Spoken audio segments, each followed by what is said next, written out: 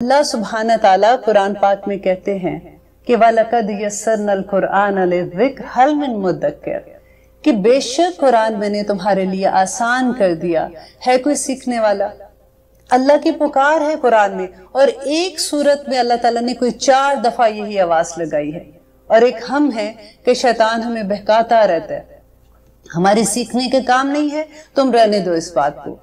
देखिए, जब हम कुरान पढ़ते हैं और हम नाज़रा कुरान पढ़ते हैं ना, फॉर एग्जाम्पल हम रमजान में भी यूजुअली हर कोई पढ़ता है, हम एक रमजान में 5 भी कुरान खत्म कर लेते हैं, लेकिन क्या हमें समझ आती है? इल्ला माशाल्लाह बहुत से लोग हैं अल्हम्दुलिल्लाह जिनको समझ आती है। लेकिन यहाँ मैं बात कर रही हूँ आम लोगों की बात कर रही हूँ कि हमें कुछ समझ नहीं आती। मुझे जहां तक लगता है कि शैतान इतना खुश होता होगा कि अच्छी बात है, इनको लगा रहने दो, इनको समझ तो आनी कोई नहीं है, जब समझ नहीं आएगी तो ये अमल भी नहीं करेंगे। लेकिन आप बिलीव करें, द मोमेंट आप अंडरस्टैंड करने के लिए कुरान खोलते हैं ना, आप ये समझते हैं कि अब हमने कुरान को इल्म लेने के लिए खोलना है, हमने सीखना है कि इसमें अल्लाह सुब्हान ताला ने क्या कहा है, तो फिर आपको इतना बिजी रखेगा, आज ये काम है, आज वो काम है, पहले ये कर लो, पहले वो कर लो। मैं आप लोगों को वार्न कर रही हूँ आज कि अगर आप वाकई कुरान का इल्म सीखना चाहते हैं ना, तो अभी से आऊज़ु बिल्लाहि मिनश शैतानिर रजीम ये बहुत ज्यादा पढ़ना शुरू करें और अपने आप को अल्लाह की पनाह में दे दें कि अल्लाह सुब्हान ताला हम ये इल्म सीखना चाहते हैं। अब होता क्या है कि जब हम ये कुरान का इल्म सीखते हैं, अगर हम नहीं सीखेंगे तो हम अमल कैसे करेंगे? हमारे अमल वही होंगे जो हमने अपने माँ बाप से सीखे होंगे, नेबर से सीखे हैं, या हमें सोसाइटी ने सिखा दिए हैं, या हमने इधर उधर से पढ़ के सीख लिए होते हैं। लेकिन बाकायदा इल्म हमें लेने के लिए बहुत जो टाइम चाहिए होता है, उसमें हमें यूजुअली ये होता है कि अभी हमें बिजी हैं, कई दफ़ा ये तो जॉब कर रहे हैं, बच्चे छोटे हैं। अगर मैं किसी को ये भी बात कहती हूँ कि आप आए, तो कहती जी मसरूफियत बहुत है, तो मुझे लगता है अच्छा ये फालतू लोगों का काम है जिनके पास कोई मसरूफियत नहीं, वो कुरान का इल्म लेते हैं। अब देखिए कि अल्लाह सुब्हान ताला अल्लाह अकबर कुरान पाक में नबी करीम सल्लल्लाहु अलैहि वसल्लम को क्या फरमा रहे हैं कि वलक़द मन्नल्लाहु अलल मोमिनीना, कि बेशक मैंने एहसान किया मोमिनों पर, इस बासा फीहिम रसूलन मिन अनफुसिहिम, कि मैंने उन्हीं में से रसूल को भेजा, यतलू अलैहिम आयातिही, कि वो तलावत करता है। सबसे पहला है तलावत करना, ठीक है, आयाती व युज़क्कीहिम। और सेकंड काम उसका क्या है? जब हमें कुरान की समझ आएगी तो हमारा तज़किया होगा, हमारा नफ्स पाक होगा, हमें पता चलेगा कि क्या चीज हमने करनी है, क्या नहीं करनी, अल्लाह सुब्हान ताला किससे खुश होते हैं, हमारी जिंदगी का मकसद क्या है, हमें हर सवाल का जवाब वहां से मिल जाएगा। और तीसरी चीज कहते हैं अल्लाह सुब्हान ताला व युअल्लिमुहुमुल किताब, और उनको किताब की तालीम देते हैं। कुरान का मकसद एक सबसे बड़ा यह है कि उनको कुरान की तालीम देते, वल हिकमा, और उनको हिकमत सिखाते। देखिए, तालीम के लिए अगर नबी करीम सल्लल्लाहु अलैहि वसल्लम जब मदीना में आए थे, तो सबसे पहले वहां पे हॉस्टल बना था, जहाँ पे जो सहाबा कराम सीखते थे, उनको असहाबे सफ़ा कहते हैं, तो वो वहां पे आके तालीम लिया करते थे। नबी करीम सल्लल्लाहु अलैहि वसल्लम ने ये इतनी खूबसूरत बात कही थी कि एक आलिम को, एक आबिद पे, आलिम वो है जैसे आप लोग अभी सुन रहे हैं, इल्म लेने की कोशिश कर रहे हैं, कोई भी जितना भी इल्म हम लेते हैं, जब हम ये अहद कर लेते हैं कि हमने ये इल्म लेना है, तो हम आलिम के दर्जे पे आ जाते हैं अल्हम्दुलिल्लाह। कि एक आलिम को, एक आबिद पे, वो जो पूरी रात इबादत करता है, वो जो पूरा दिन इबादत करता है, उस पर ऐसी फजीलत है जैसे नबी करीम सल्लल्लाहु अलैहि वसल्लम को उम्मत के आम आदमी पर। सुभान अल्लाह, कहाँ नबी करीम सल्लल्लाहु अलैहि वसल्लम की फजीलत और कहाँ एक आम आदमी की इल्म की फजीलत। तो आप देखिए, आप इल्म हासिल करने के लिए जब आप घर से निकलते हैं, तो नबी करीम सल्लल्लाहु अलैहि वसल्लम कहते हैं कि फरिश्ते कदमों तले अपने पर बिछा देते हैं, हम उनके पैरों के ऊपर बैठ कर आते हैं, हमें नजर नहीं आते क्योंकि ये गायब का इल्म है। सुभान अल्लाह। इस दुनिया में कुछ फरिश्ते ऐसे हैं जो भेजे ही इसलिए गए हैं कि वो ऐसी महफिलों को ढूंढते हैं جہاں پہ اللہ کا ذکر ہوتا ہے، جہاں پہ قرآن کا ذکر ہوتا ہے. اب ہم ذکر کر رہے ہیں، آپ اپنے گھر میں بیٹھ کے سن رہے ہیں، الحمدللہ یہ محفل ہے ہماری قرآن کی. اور وہ اس محفل میں وہ فرشتے کہتے ہیں کہ وہ پر اپنے بچھا کر قطار در قطار آسمان تک پہنچ جاتے ہیں. اور پہنچ کے کیا کرتے ہیں آپ کو پتہ ہے؟ وہ اس محفل میں بیٹھے ہوئے لوگوں کے لیے استغفار کرتے ہیں. ہم استغفار کیا کرتے ہیں؟ ہم صبح ایک تسبیح پڑھ لیتے ہیں، استغفر اللہ استغفر اللہ استغفر اللہ، سوچتے ہیں الحمدللہ آج کے پورے دن کی استغفار کر لی. اور آپ سوچئے کہ یہ فرشتے کس طرح کے، کتنی تعداد میں ہوں گے جو آسمان تک پھیل گئے ہیں، اور وہ ان لوگوں کے لیے استغفار کرتے ہیں جو ایسی محفل میں بھی بیٹھے ہوتے ہیں. سبحان اللہ. نبی کریم صلی اللہ علیہ وسلم نے فرمایا کہ جو طالب علم ہوتے ہیں نا، اللہ اکبر، جب میں ایسی کبھی بھی احادیث پڑھتی ہوں تو میرے اپنے رونگٹے کھڑے ہو جاتے ہیں کہ آسمان اور دنیا کے، آسمان اور زمین کے درمیان میں جتنی مخلوق ہے، یہاں تک کہ پانی کے اندر مچھلیاں اور اپنی بلوں کے اندر جو چونٹیاں ہیں نا، وہ بھی اس کے لیے استغفار کی دعائیں کرتی ہیں. ان قیامت کے دن جو علماء ہیں وہ کہاں پہ بیٹھے ہوں گے آپ کو پتہ ہے؟ وہ نور کے ممبروں پہ بیٹھے ہوں گے. قیامت کے دن کی آپ نے پڑھا ہوگا، آپ لوگ سبھی الحمدللہ مسلمان ہیں اور جانتے ہیں کہ نفسا نفسی کا کیا عالم ہوگا. وہاں پہ حضرت عائشہ نے نبی کریم صلی اللہ علیہ وسلم سے پوچھا تھا کہ میں نے یہ سنا ہے کہ قیامت کے دن جب ہم اپنی قبروں سے اٹھیں گے تو سب لوگ ننگے ہوں گے، انہوں نے کپڑے نہیں پہنے ہوں گے، تو کیا ہمیں حیا نہیں آئے گی؟ تو نبی کریم صلی اللہ علیہ وسلم نے فرمایا کہ عائشہ اس وقت نفسا نفسی کا یہ عالم ہوگا کہ کسی کو کسی دوسرے کا پتہ ہی نہیں ہوگا. اور اس دن یہ حالت ہوگی، گرمی کی یہ حالت ہوگی کہ کہتے پسینے میں، اپنے پسینے میں انسان اپنی کان کی لو تک بھرا ہوا ہوگا. اللہ اکبر. اور عالم کدھر ہوں گے؟ نور کے ممبروں پر، وہاں چمک رہے ہوں گے. سبحان اللہ. اور کرنا کیا ہے ہمیں؟ دیکھیے قرآن کا علم لینے کا آپ نے سوچ بھی لیا نا. میری ایک دوست تھی، اللہ بخشے، اللہ میاں اس کو جنت الفردوس میں جگہ دے. جب میں یہ کورس کر رہی تھی تو میں اکثر اس کو احادیث جیسے ہم پڑھتے ہیں، ہم ایک دوسرے کے ساتھ شیئر کرتے ہیں، تو میں اس کو کہتی تھی کہ میں نے یہ حدیث پڑھی ہے کہ جو عالم، جب ہم قرآن کا علم لے رہے ہیں نا، اس دوران میں اگر ہمیں اللہ نہ کرے، ہمیں موت تو آنی ہے، برحق ہے، ہماری موت آ جاتی ہے تو ہم سیدھے شہداء کے درجے پہ چلے جائیں گے الحمدللہ. تو عہد کر لیجئے آج سے کہ میرا جو بھی ٹائم ہوگا، جتنا بھی مجھے وقت ملے گا، میں نے طالب علم رہنا ہے. اللہ میاں میں نے ساری زندگی یہ علم سیکھنا ہے. اب دیکھیں قرآن پاک میں اللہ تعالیٰ کہتے ہیں کہ شروع کی آیات آپ کو جب میں انشاءاللہ میں آپ کے ساتھ پڑھوں گی اور ہم لوگ سارے اس کو سیکھیں گے کہ about 20 آیات ہی آپ ختم کرتے ہیں تو اللہ تعالیٰ بتاتے ہیں ہمیں کہ ہمارا مقصد کیا ہے. یہ ایک سوال مجھے بھی بہت تنگ کرتا تھا کہ اللہ تعالیٰ نے آخر دنیا میں ہمیں کیوں بھیجا ہے، آخر ہم سے چاہتا کیا ہے. تو اللہ سبحانہ تعالیٰ نے اتنی کلیئرلی اس میں بتا دیا کہ اعبدوا ربکم، میں نے کیوں پیدا کیا کہ اپنے رب کی عبادت کرو. اب عبادت کیسے کرے؟ کیا سارا دن ہم لوگ جائے نماز لے کے بیٹھے رہ جائیں؟ نہیں. آپ کو پتہ ہے کہ اگر جب ہم گھروں سے کام کرنے نکلتے ہیں نا، وہ بھی عبادت ہے. صرف نیت کو اپنی صاف کر لیں. جب ہم اپنے بچوں کے لیے کھانا پکاتے ہیں وہ بھی عبادت ہے.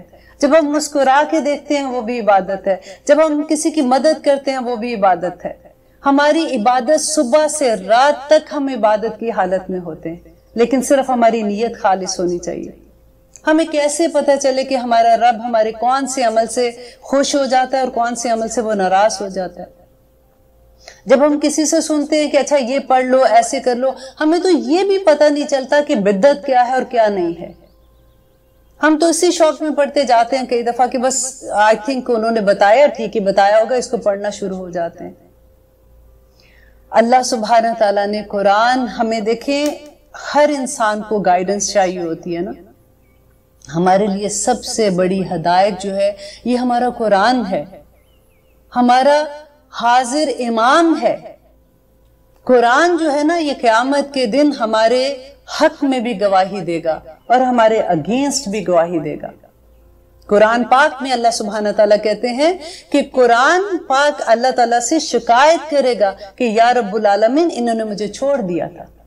آپ وہ حدیث پڑھ کے دیکھیں جس میں نبی کریم صلی اللہ علیہ وسلم کی شفاعت کا بیان ہے کہ جب امت ہر نبی کے پاس جائیں گے اور ہر نبی کہیں گے کہ میرے سے یہ خطا ہوگی، ان کے پاس جائیں، ان کے پاس جائیں، اور آخر میں لوگ نبی کریم صلی اللہ علیہ وسلم کے پاس آئیں گے اور وہ سجدے میں گر جائیں گے، اور وہ جب تک اللہ تعالیٰ چاہے گا وہ سجدے میں رہیں گے۔ پھر جبرائیل علیہ السلام ان سے کہیں گے کہ اٹھیے، آپ جو مانگتے ہیں آپ کو دیا جائے گا، تو وہ اپنے نبی کریم صلی اللہ علیہ وسلم جو ہے وہ شفاعت اپنی امت کے لیے کریں گے۔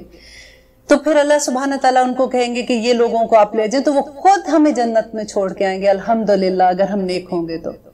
آپ یہ دیکھیے کہ نبی کریم صلی اللہ علیہ وسلم اس حدیث میں کہتے ہیں کہ 4 مرتبہ ایسا ہوگا کہ چھوڑ کے آئیں گے، پھر سجدے میں گریں گے، وہ روئیں گے اور اللہ تعالیٰ سے درخواست کریں گے، اور جب وہ 4تھی مرتبہ واپس آئیں گے تو کہتے ہیں کہ پیچھے وہ لوگ صرف رہ جائیں گے جنہوں نے قرآن کو چھوڑ دیا تھا، یا جن کو قرآن نے روکا ہوا تھا، قرآن روکا ہوا تھا، جس کو قرآن کو جسم مل جائے گا اس دن، قرآن نے روکا ہوگا، اور یا پھر وہ لوگ ہوں گے جنہوں نے شرک کیا ہوگا۔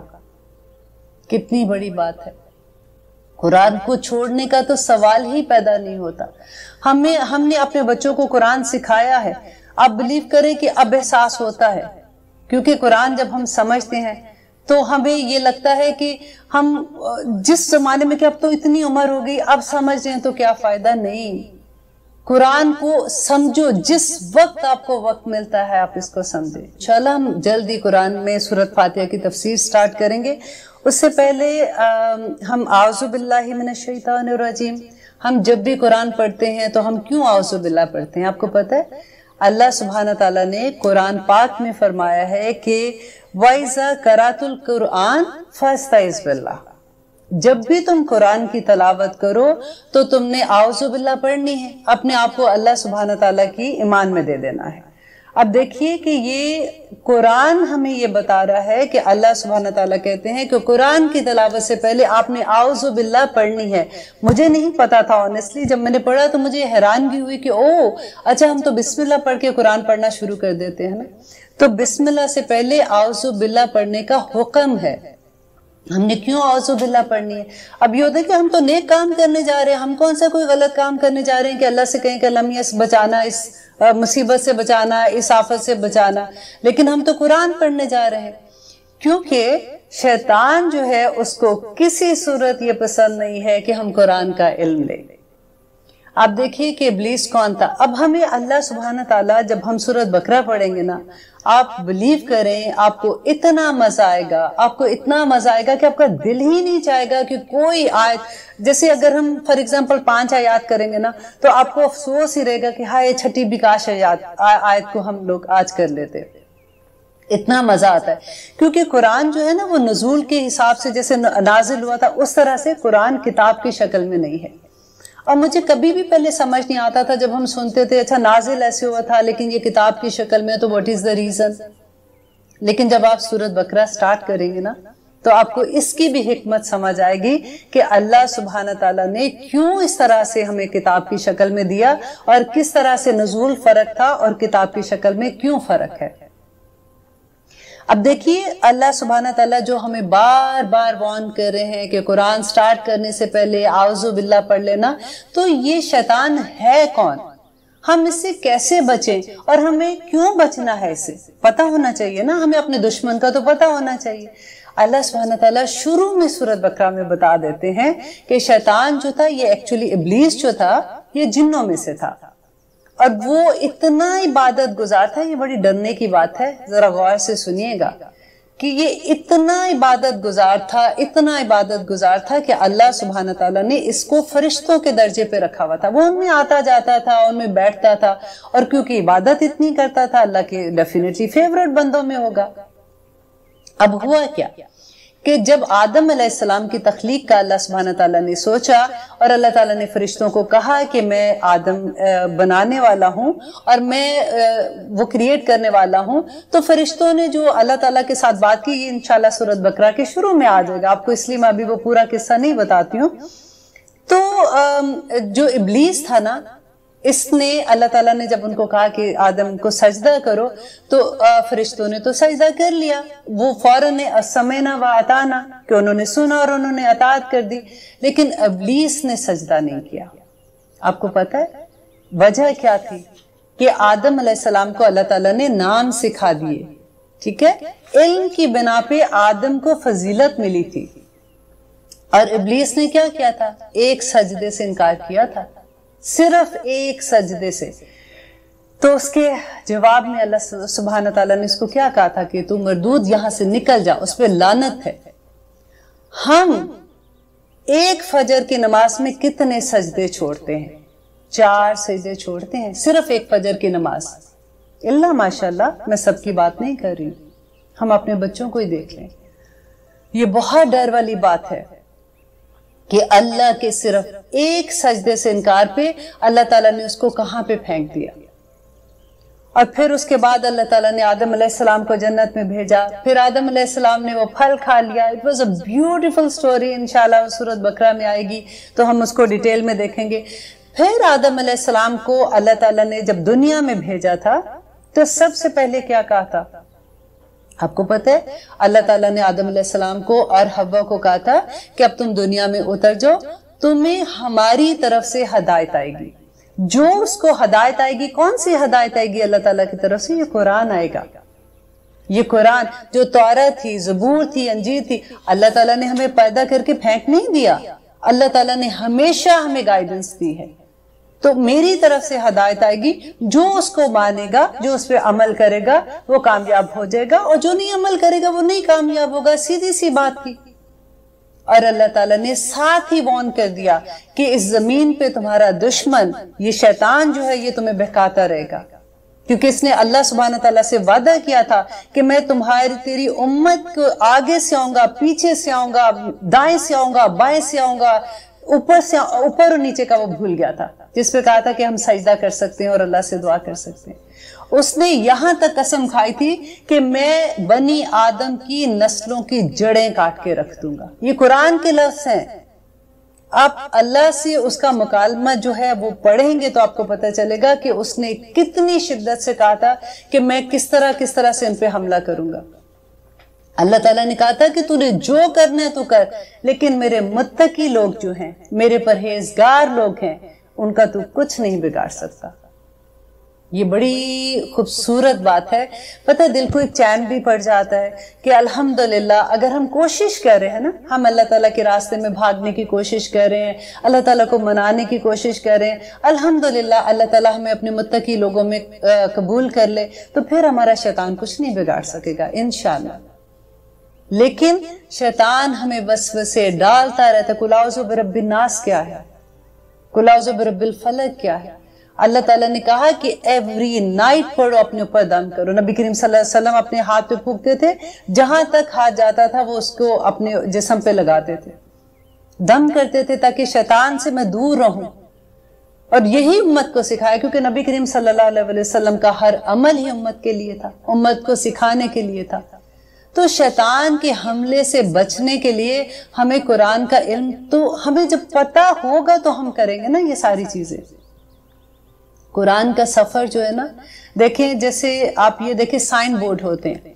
अब मैंने यहां से, अगर मैं स्टूडियो में हूं इस वक्त, मैंने यहां से अपने घर जाना है, मुझे रास्ता फॉर एग्जांपल नहीं आता, मैं पहली दफा जा रही हूं, तो मैं क्या कहूंगी? साइन बोर्ड पढ़ूंगी, अच्छा यहाँ से यहाँ से यहाँ से यहाँ से जाना है, और मैं अपने घर पहुंच जाऊंगी। लेकिन जब मैं साइन बोर्ड ही नहीं देखूंगी, मुझे पढ़ने ही नहीं आ रहा साइन बोर्ड को, तो मैं कैसे घर पहुंचूंगी? एक एक साइन बोर्ड मुझे अगली रास्ते का पता देता है ना। इसी तरह कुरान का हर आयत आप सोच लें एक साइन बोर्ड है जो जन्नत के रास्ते की तरफ हमें लेके जा रही है। और ये रास्ता इतना खूबसूरत रास्ता है जिसकी कोई हद नहीं, और इतना आसान रास्ता है कि मैं आपको बता नहीं सकती हूँ। क्योंकि देखिए, जब तक हम अहद नहीं ना कर लेते तो बहुत मुश्किल लगता है, जम जाओ ना तो आसानी हो जाती है। अभी सूरत बकरा में अल्लाह सुब्हान तआला कहेंगे कि ये जो कश्ती के पार्ट पे बैठ जाते हैं ना, जो कभी लुढ़क के उधर चले गए, कभी लुढ़क के उधर चले गए, कहीं नहीं पहुंचते। एक वो कहते हैं ना, धक्का लगेगा तो पानी में गिर जाओगे या फिर दूसरी तरफ गिर जाओगे।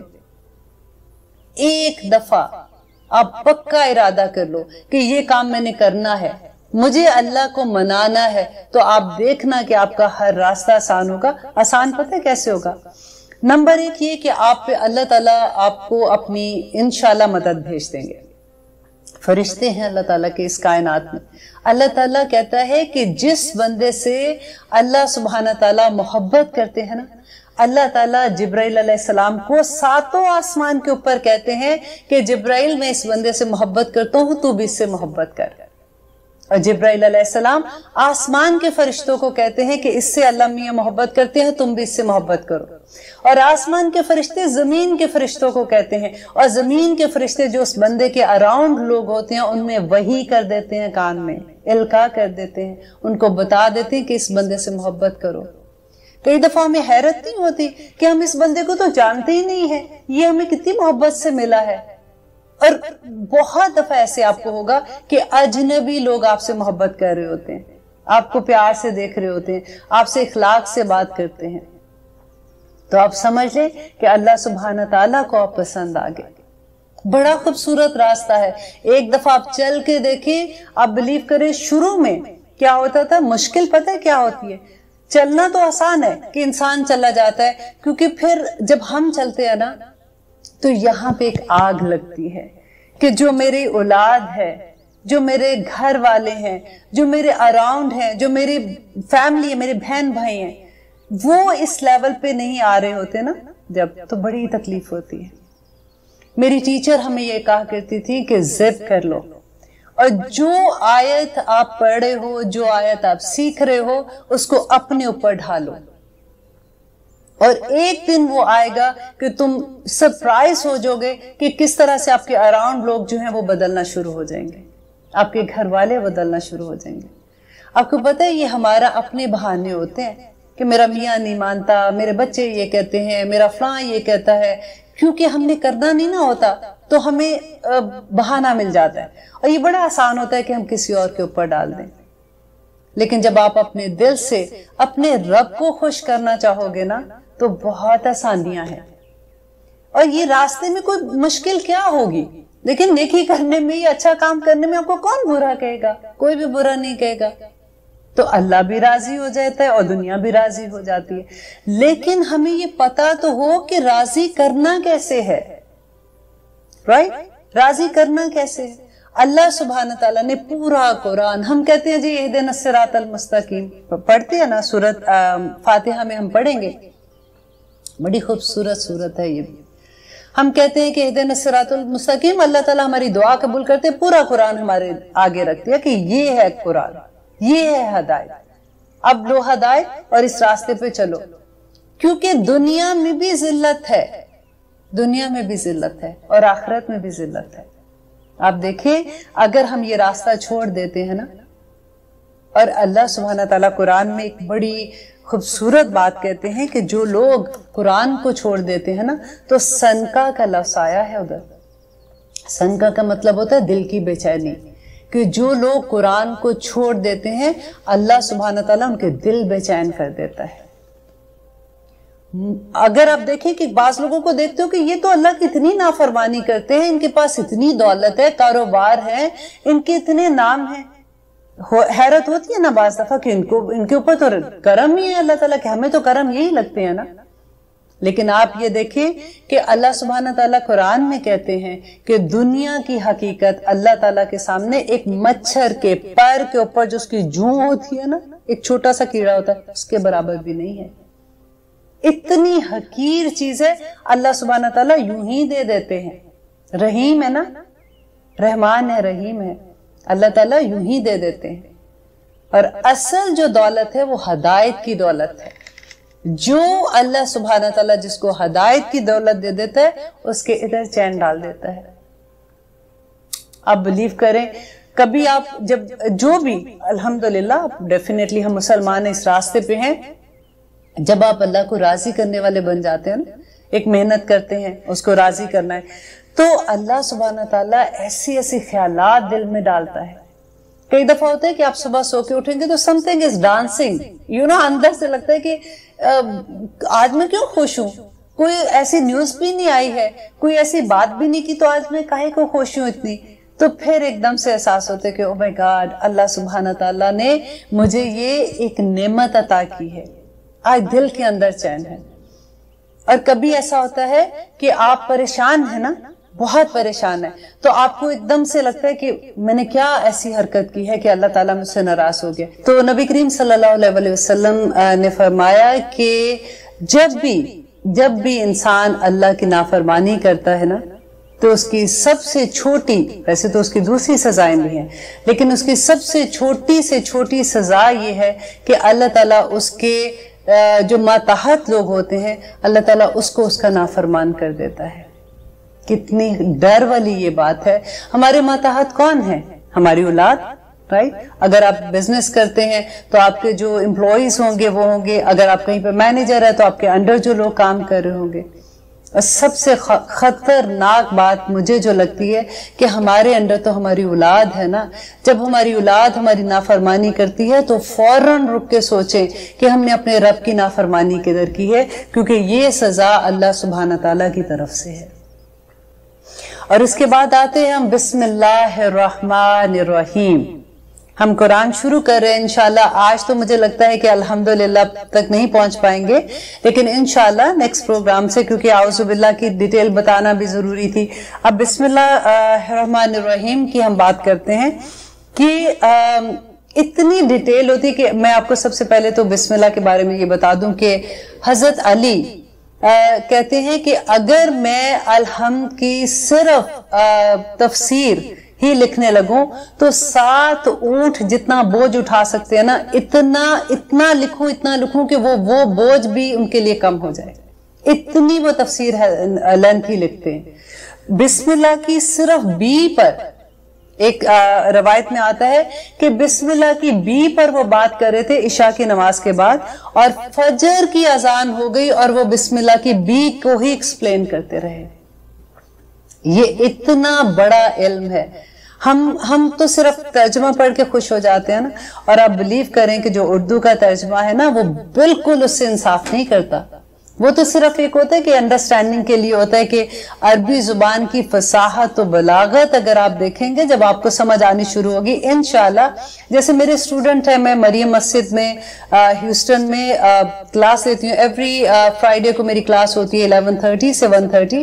تو میں نے اپنے اسٹوڈنٹ کو یہی کہا ہے کہ دیکھو, اگر ایک سپارہ میرے ساتھ ایمانداری سے کر لو, اور انشاءاللہ اگلے سپارے میں تم مجھے پڑھا رہے ہوگے, کیونکہ اتنا مزہ آتا ہے اس کو سیکھنے کا. اور انشاءاللہ میں آپ لوگوں سے بھی یہ وعدہ کرتی ہوں کہ میں پوری کوشش کروں گی کہ آپ لوگوں کو بھی اتنا اس قابل کر دوں کہ آپ لوگ کے پاس اگر ترجمے والا قرآن نہیں ہے تو تب بھی آپ قرآن کو ترجمہ اور تفسیر کر سکیں. تفسیر یہی ہوتی ہے کہ اللہ جو بھی آیت ہے آپ کو اس کی انڈرسٹینڈنگ ہو جائے. قرآن اتنا آسان ہے, آپ دیکھیں کہ اس میں 65% ورڈز جو ہیں وہ اردو کے ہیں. پورے قرآن میں آپ دیکھ لیں 65% ورڈز بہت بڑے زیادہ لفظ ہیں, کیونکہ اردو کے بہت سے لفظ ایسے ہیں جو عربی اور اردو کے ایک جیسے ہیں. اس کے علاوہ رپیٹ لفظ ہیں, جیسے آپ کہہ دیں پروناؤن جن کو ہم کہتے ہیں نا, الذی, ذالکا, ہو, ہما, ہم, پروناؤن جیسے آتے ہیں نا, وہ سارے کے سارے جو ہیں وہ ریپیٹ ہوتے جائیں گے. اتنے ریپیٹ ہوتے ہیں کہ تھوڑی سی آیات کے بعد آپ کے دماغ میں بیٹھنا شروع ہو جاتے ہیں. اور وہ جو ہے وہ اباؤٹ آپ کہہ لیں کہ 20% ہے وہاں قرآن میں. اور جو نئے لفظ ہیں پہ کتنے بچتے ہیں؟ only 15%. تو آپ کو محنت کس پہ کرنی ہے؟ 15% پہ بس, اور آپ کو پورا قرآن آ جائے گا انشاءاللہ.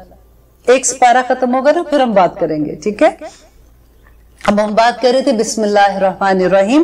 جابر علیہ السلام فرماتے ہیں کہ جب یہ آیت نازل ہوئی, جب بسم اللہ الرحمن الرحیم نازل ہو رہی تھی تو بادل مشرق کی طرف سے چھٹ گئے, ہوائیں ساکن ہو گئی, جانوروں نے بھی کان لگا لیے, شیاطین پر آسمان سے شعلے گرنے لگے. پروردگار عالم نے اپنی عزت و جلال کی قسم کھا کے کہا کہ جس چیز پر میرا یہ کلمہ پڑھا جائے گا میں اس میں ضرور برکت ڈال دوں گا, ضرور برکت ڈالے گی.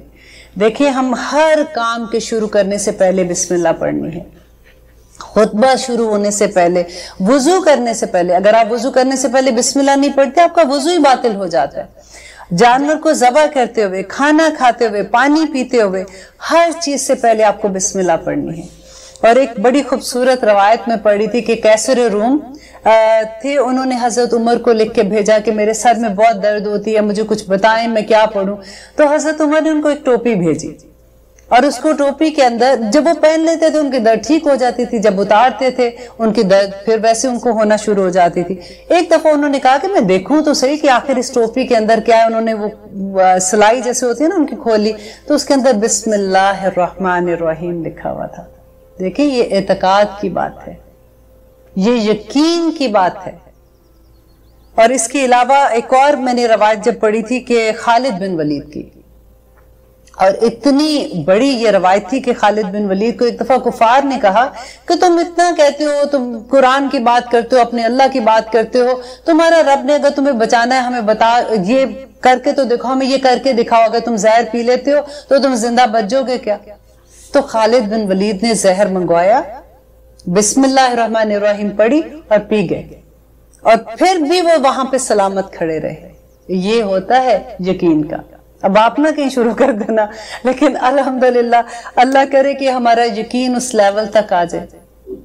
देखिए जब हजरत अली को एक दफा उनको दर्द हो रही थी कि कहते तीर लग गया था पाँव में, तो उन्होंने कहा था कि जब मैं नमाज की हालत में होंगी तो तब निकालना, क्योंकि उस वक्त मैं अपने अल्लाह से गुफ्तगू कर रहा होता हूँ, उस वक्त मैं इतना मगन होता हूँ कि मुझे उस तकलीफ का एहसास नहीं होगा। और हम अपनी नमाजें देखें, अल्लाह सुब्हान तआला से हम दुआ करते हैं कि अल्लाह हमें वो खुशू दे दे। वो कैसे आएगा? वो ऐसे ही आएगा जब हमें अपने रब की पहचान होगी, जब हम उसे जानेंगे वो है कौन। वो रहमान है, रहीम है, करीम है, जुल जलाल वल इकराम है। हमें कैसे पता चलेगा कि ये सारी इतनी उसकी सिफात जो है, जब हम उनको जानेंगे कि वो रब कौन है जो हम पे इतने करम कर रहा है, तो तभी उसकी हैबत भी होगी, उससे मोहब्बत भी होगी। राइट? अल्लाह ताला से सिर्फ मोहब्बत ही जरूरी नहीं है, काफी नहीं है, जरूरी नहीं, गलत लफ्ज बोल रही हूं, काफी नहीं है। अल्लाह ताला ने नबी करीम सल्लल्लाहु अलैहि वसल्लम को जब भेजा था तो क्या कहा था कि डराओ इन लोगों को। और अंजार का जो लफ्ज है ना बड़ा खूबसूरत है। वो डराना नहीं होता जैसे हम किसी शेर को देख के डर के भाग गए, वो डराना नहीं है। अंजार के अंदर जो डराना है ना, वो बिल्कुल वो है जो एक माँ अपने बच्चे को डराती है, जिसमें मोहब्बत भी ठाठे मार रहा होता है और उसके साथ साथ बच्चे को डरा भी रही होती है। मत करो, कितनी दफा मना किया है, इससे चोट लग जाएगी, सुनते क्यों नहीं हो। लेकिन अंदर तो मोहब्बत का जज्बा होता है ना। लेकिन अल्लाह ताला ने नबी करीम सल्लल्लाहु अलैहि वसल्लम को बार बार ये कहा कि इनको बताओ, इनको अंजार करो, इनको अल्लाह ताला की रहमतें भी याद कराओ। ये बार बार आप हिस्ट्री तो खोल के देखें अपनी। आदम अलैहिस्सलाम से लेकर अब तक अल्लाह ताला ने जो 1,24,000 पैगंबर भेजे, जो किताबें भेजी, फिर हम बार बार भटक जाते हैं। हम कैसे इंसान हैं? अल्लाह ताला कहते हैं कि दुनिया की जिंदगी कुछ भी नहीं है। बार बार कुरान में कहते हैं ना कि कोई अल माल वल बनूना ज़ीनतुल हयात दुनिया वल बाकियातुस सालिहात, पढ़ते हैं हम कि ये माल और ये बेटे जो है ये दुनिया की जिंदगी की बस चीजें हैं। हम फिर उसके पीछे भागते हैं। अल्लाह सुब्हानहू तआला कह रहे हैं कि माल मैं देता हूं तुम्हें, तुम्हारे इख्तियार में कुछ नहीं है, फिर भी भागते हैं उसके पीछे। अब माल है भी तब भी चैन नहीं पड़ता, क्योंकि और बनाना है, और बनाना है, भागते जाते हैं। तो किधर तक भागेंगे, कितनी देर? आप देखें, अगर हम यहां से पाकिस्तान जा रहे हैं, रास्ते में हमारा स्टे है, ह्यूस्टन से हम पाकिस्तान जा रहे हैं, रास्ते में हमें न्यूयॉर्क में रुकना है तो हम क्या करेंगे? वहां पे अब हम अपना घर बना के बैठ जाएंगे, घर सजा के बैठ जाएंगे, कारोबार जमा के बैठ जाएंगे। ये जिंदगी जो दुनिया की है ना, ये सिर्फ इतनी है जितनी देर हमारा न्यूयॉर्क का स्टे है। हमने असल घर जाना है। आदम और हव्वा को जहां से निकाला गया था ना, जब अल्लाह ताला ने आदम अलैहिस्सलाम को बनाया था, तो हमारा घर उधर बना दिया है। हम में से हर रूह का घर जन्नत में बना हुआ है। अब ये हम पे है कि हमने वो घर हासिल कैसे करना है, क्योंकि क़यामत के दिन कोई करेंसी नहीं होगी, قیامت کے دن دیکھیں ہم جب حاصل کریں گے کوئی چیز تو کس سے حاصل کریں گے؟ اپنے اعمال سے کریں گے نا. وہاں پہ کرنسی ہمارے اعمال ہوں گے. اگر ہمارے اعمال نہیں ہوں گے تو ہم کیسے کتنے دیکھیں وہ دو ہی چیزیں، ایک جنت ہے اور ایک دوزخ ہے، درمیان کا کوئی راستہ نہیں کہ اللہ سبحانہ تعالیٰ تھوڑی سی غلطیاں ہو گئی تھی اب یہ والی تو آپ معاف نہیں کر رہے جو بھی ریزن سے، چلے ہمیں یہاں پہ درمیان میں بٹھا دیں، دوزخ میں نہیں جانا درمیان میں بٹھا دیں. نہیں ہوگا ایسے. اللہ تعالیٰ نے قرآن میں 30ویں سپارے میں خدا کے لیے پڑھ کے دیکھیں، سورۃ التکویر پڑھ کے دیکھیں اللہ سبحانہ تعالیٰ کیسے کیسے کہتے ہیں. سورۃ آبسہ میں اللہ سبحانہ تعالیٰ کہہ رہے ہیں یوم یفر المرء من اخی و امہ و ابی و صاحبتہ و ابی. تو اللہ تعالیٰ کہتے ہیں کہ اس دن یفر بھاگے گا آدمی اپنے بیٹے سے، اپنی بیوی سے، اپنی ماں سے، اپنے بیٹے، اپنے بھائیوں سے، اپنی بہنوں سے، ہر رشتے کو اللہ تعالیٰ نے کہا ہے کہ وہ بھاگے گا. کیوں بھاگے گا؟ اگلی آیت میں اللہ تعالیٰ نے کہا ہے کہ لِكُلِّ امْرِئٍ يَوْمَئِذٍ شَأْنٌ يُغْنِيهِ کہ اس دن بے پرواہ ہو جائے گا ہر رشتے سے. ہمیں یقین نہیں آتا نا کیونکہ ابھی تو ہمارے اندر رحم کا جذبہ ہے. ہم کہتے ہیں ایسے کیسے ہو سکتا ہے کہ ہم اپنے بچے کو ایسے آگ میں پھینک دیں گے؟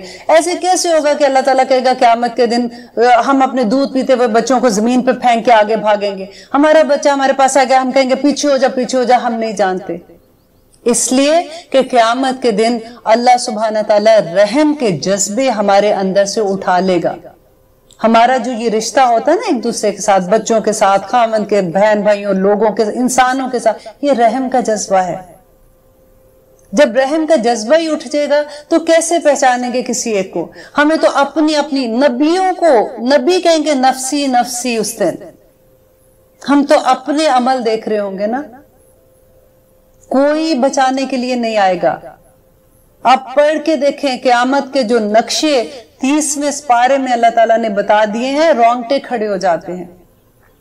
ہم آسانی سے کہہ دیتے ہیں اللہ رحمان رحیم میں کچھ نہیں ہونا. اس دن اللہ نے کہنا چلو کوئی بات نہیں بخشے جب. اب کیا سارا وقت یہی کرتے رہے؟ رائٹ، اب سارا دن کیا یہی کرتے رہے؟ اب ہم نے اور کام بھی کرنے ہیں. بھئی اور کام کرو، وہ بھی عبادت ہے، لیکن اپنی نیتیں تو دیکھ لو نا کہ کس لیے کر رہے ہو. اللہ سبحانہ تعالیٰ کہتے ہیں کہ چگلی نہ لگاؤ، وہ کسی کو تنگ نہ کرو، کسی کے بارے میں جھوٹ نہ بولو.